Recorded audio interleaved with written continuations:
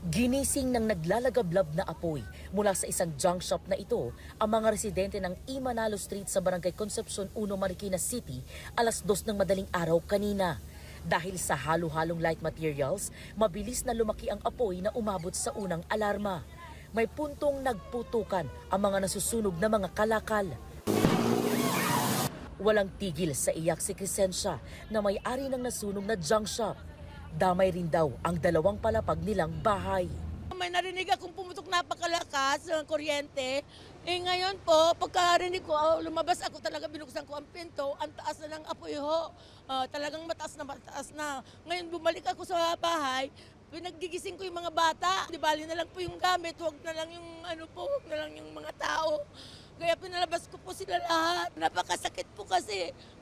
Andyan yung mga anak ko, yan ang kabuhayan nila, nag-aaral sila yung mga apo ko. Napakasakit pong nasunog ang aming hanap buhay. Ang lalaking ito, sinubukan pang apulahin ng apoy. Hanggang sa paglabas niya ng gate, dinig ang biglang pagsabog. Sa materyales po na nasunog, karamihan po ay karton at plastic.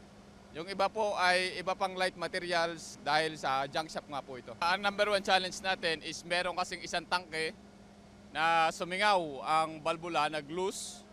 Ito ay hinihinala namin na acetylene na tangke.